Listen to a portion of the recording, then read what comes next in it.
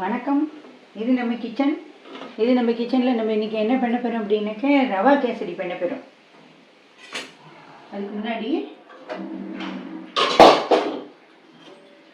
இது தேவையான ஜலத்தை நம்ம இங்கே இதில் சுட வச்சு விடலாம். இந்த மாதிரி பண்ணினோம்னா நமக்கு சட்டுன்னு ஆகிடும். நான் 2 டம்ளர் ஜலத்தை வச்சுருக்கேன். இங்கே பக்கத்தில் ஒரு அடுப்பில் வச்சு நான் இதை வந்து சுட வச்சுக்கிறேன். இப்போ நம்ம என்ன பண்ண போகிறோம்னா இந்தமாரி ஒரு சின்ன மினி குக்கர் இருந்ததுன்னா நல்லா அடி கனமாக இருக்கும். இது பட்டர்ஃப்ளை ஸ்டெயின்லெஸ் ஸ்டீல் குக்கரு. இது இண்டக்ஷன் மோட்லேயும் வைக்கலாம், கேஸ் அடுப்புலையும் வைக்கலாம். இது நான் வந்து வெறும் ஸ்வீட் பண்ணுறதுக்காக மட்டுமே வச்சுக்கிறேன். நான் இது அடுப்பில் அப்படியே வச்சுட்டா கூட கச்சி போகாமல் இருக்கும். வெங்காயம், பித்தளை, இந்தமாரி அலுமினியம் அதுலேலாம் இருக்கிறதுக்கு இந்தமாரி வச்சுட்டா இதுவாக இருக்கும். நான் இப்போ இதை ஆன் பண்ணிட்டேன். இது நம்ம செஞ்சதுக்கு அப்புறம் மூடி போட்டு வச்சோம்னு இங்கோட சூடு ரொம்ப நாளைக்கு ஆறாமல் இருக்கும். இதில் இப்போ நான் இதில் வந்து நெய் விட்டுக்க போகிறேன்.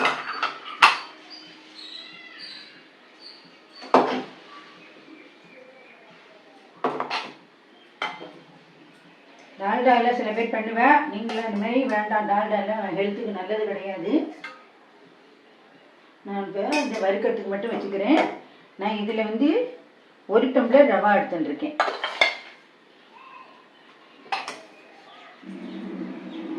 ஒரு டம்ளருக்கு 2.5 டம்ளர் ஜலம் நான் கொதிக்க வச்சுட்டுருக்கேன். நவராத்திரி குழுக்கு இன்றைக்கி 2வது நாள். இதுக்கு ஏதாவது ஒரு ஸ்வீட் பண்ணணும் அம்பாளுக்கு. நான் அதனால் நான் வந்து இன்றைக்கி சிம்பிளாக கேசரி பண்ணிவிடுவோம் அப்படின்ட்டு இது பண்ணிட்டுருக்கேன். இப்போ நீங்கள் என்ன பண்ணுறீங்க அப்படின்னா நெய்யை விட்டாச்சு. இப்போ இந்த ரவையை வந்து இதில் வறுக்கணும். ரவை வந்து ரோஸ்டட் ரவா அப்படின்ட்டு தான் வரும். அதில் கவரில் போட்டுருக்கிறது என்னமோ ரோஸ்டட் ரவான்னு தான் போட்டிருப்பான். ஆனால் என்ன இருந்தாலும் நம்மளும் கொஞ்சம் வறுத்துக்கணும்.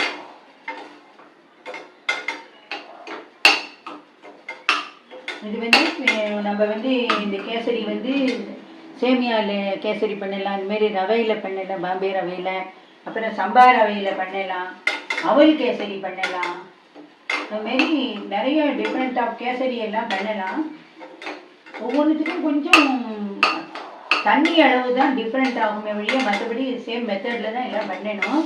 இன்றைக்கி என்ன வேணாலும் நம்ம வந்து நட்ஸு வந்து பாதாம் போடலாம், மெலன் சீட்ஸு போடலாம், இந்த பூசணி விதை, பரங்கி விதை, வெள்ளரி விதை, ஹெல்த்துக்கும் நல்லது. இந்தமாரி போடலாம், நெய்யில் வறுத்து போடலாம். இல்லை அப்படின்னாக்க நம்ம வந்து இந்தமாரி பாதாம் கட்டரில் இந்தமாரி நம்ம துருவி வச்சுக்கிட்டோம்னா இதை அப்படியே போட்டுடலாம். நெய்யில் வறுக்கணுங்கிற அவசியம் கூட கிடையாது. இதுமாரி அதுக்கப்புறம் வந்து வால்நட்ஸு போடலாம். அதுக்கப்புறம் வந்து இந்தமாரி நிறைய எல்லாத்துலேயும் என்னென்ன நட்ஸ் இருக்கோ எல்லா நட்ஸுமே போடலாம். எல்லாமே நல்லா தான் இருக்கும், ஹெல்த்துக்கும் நல்லது. சில பேர் இதில் வந்து கொஞ்சம் பாதாம் பவுடரும் முந்திரி பவுடரும் நல்லா மிக்சியில் பொடி பண்ணிவிட்டு ஒரு டேஸ்ட் வந்து கொஞ்சம் என்ஹான்ஸ் பண்ணி கொடுக்கும், நல்லா இருக்கும். பைனாப்பிள் கேசரி பண்ணலாம். இந்தமாரி டிஃப்ரெண்ட் டைப் ஆஃப் மெத்தடில் எப்படி வேணாலும் பண்ணலாம். இதே நல்லா மணல் மாரி வரணும் புரிஞ்சு. இது வந்து பேச்சுலர் ரெசிபீஸ்ன்னு கூட சொல்லலாம். இந்த பேச்சுலராக இருக்கிற லேடிஸோ ஜென்ஸோ ஏதாவது ஒரு ஸ்வீட் நம்மளுக்கு தேவைப்படுறது, நீ தண்ணி கொதிச்சு விட்டு நான் ஆஃப் பண்ணிடுறேன். இந்த தேவைப்படுறது அப்படின்னா சட்டுன்னா வீட்டில் இந்தமாரி ரவை சக்கரைன்னு இருந்ததுன்னா இதை போய்ட்டு பண்ணிட்டு போயிடலாம். நம்ம அடுத்து சின்னதாக்கிக்கிறேன். இந்த வெந்நீரை தூக்கி இதில் நான் கொட்ட போகிறேன். பச்சை தண்ணி விட்டுடாதீங்கோ. நிறைய பேர் பண்ணுற மிஸ்டேக் அதுதான். பச்சை தண்ணி விடக்கூடாது.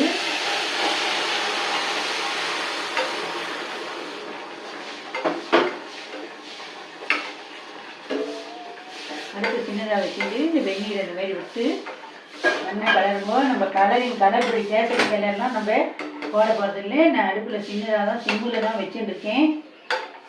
இந்த மாதிரி பேச்சுலர்ஸ் வேணால் பண்ணி வச்சுட்டேன்னாக்க இந்தமாரி நமக்கு தேவை நம்ம ரூம் மெட்டாக இருக்கிற யாரோ அவளுக்கும் கொடுக்கலாம், நம்மளும் சாப்பிட்டுக்கலாம், வச்சுட்டு சாப்பிடலாம், கெட்டு போகாது. ஃப்ரிட்ஜு இருந்ததுனாக்க 4-5 நாளைக்கு கூட வச்சுக்கலாம்.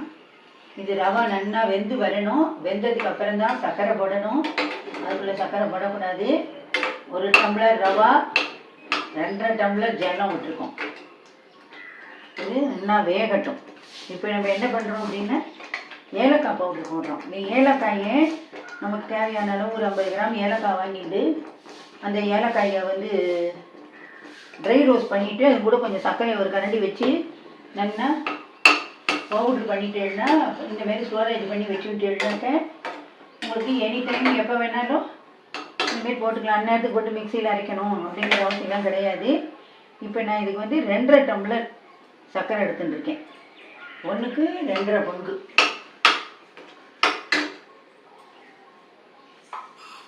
இந்த 1க்கு 1.5 பங்கு எடுத்துட்டுருக்கேன். 2.5 பங்கு தான் ஜனடனும், 1.5 பங்கு நான் சர்க்கரை எடுத்துட்டுருக்கேன். தேவையானவா 1க்கு 2 கூட விடலாம். நான் 1க்கு 1.5 தான் சர்க்கரை போடுறேன். மொத்த நெய்யும் நீங்கள் உடனே விட்டுடாதீங்க. உடனே விட்டுணுன்னா அத்தனையும் அது இழுத்து குடிச்சுடணும். அப்புறம் நீங்கள் இலையில பரிமாறும்போது பார்த்தீங்கன்னா அப்புறம் இன்னும் நெய் தேவைப்படும். நெய்யை விடாத மாரி கெட்டியாக மெதுவாக இருக்கும். இப்போ சர்க்கரையை போட்ட உடனே இந்த சர்க்கரை இந்த ரவையோட சேர்ந்துண்டு இப்படி இழகிண்டு இனிமேல் தண்ணி மாரி வரும். இது இதோட வேகணும். வேகத்துக்கு நம்ம டைம் கொடுக்கணும்.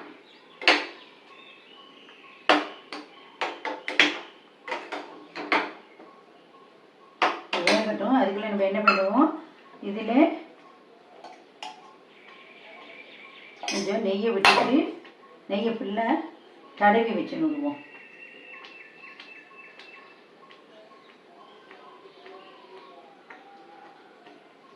இதில் நெய் கேசரி ரெடி ஆனோடனே இதில் நம்ம கொட்டிட்டு அப்புறமா ஒரு 10 நிமிஷம் கழிச்சு அரையின உடனே நம்ம இதை வந்து கொட்டினோம்னா இது ஃபுல்லாக அப்படியே அந்த அச்சோடு வந்துடும். இதில் நான் என்ன பண்ணுறேன், இப்படி கொஞ்சம் பாதாம் பருப்பை தூவுறேன். இப்போ இது வெந்துருக்கு.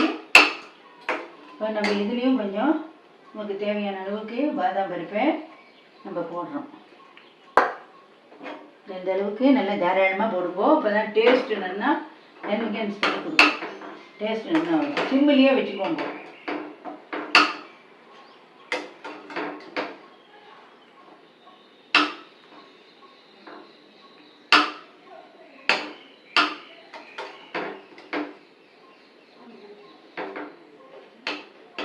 நம்ம இப்போ வந்து இன்னும் கொஞ்சம் நெய்யை விடணும்.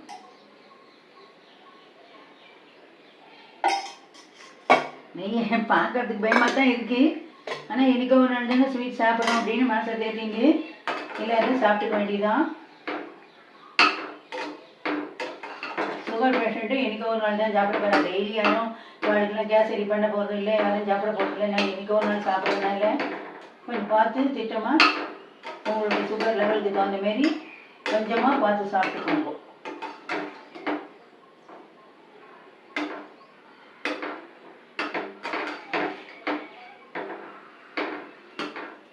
அவ்வளோதான். இப்போ கேசரி ரெடி ஆகிடுத்து.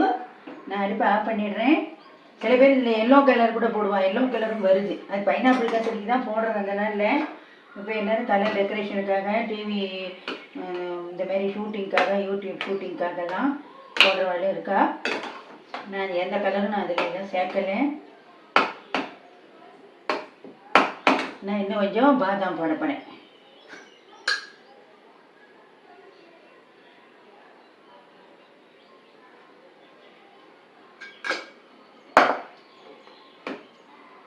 இதுமாரி போட்டதுனால நம்ம வந்து நட்ஸை கட் பண்ணி இதில் போட்டாலும் போட்டுக்கலாம்.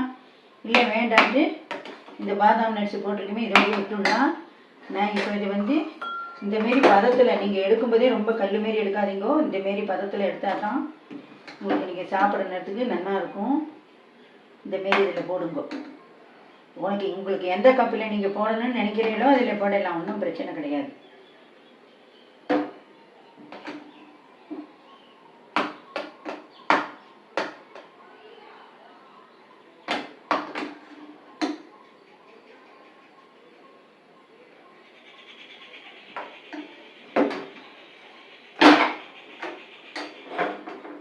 இப்போ போட்டாச்சு. இப்போ வந்து இது மேலே கொஞ்சமாக நெய்யை விடும்போது தேவை. அப்புறமா கொஞ்சம் ஆறினதுக்கு அப்புறம் மறுபடியும் கொஞ்சம் நெய்யை விட்டு கலரினா நல்லா தளதளன்னு வந்துடும்.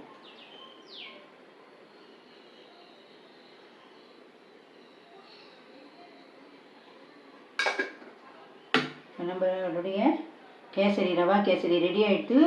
நீங்களும் இதேமாரி பண்ணுங்க.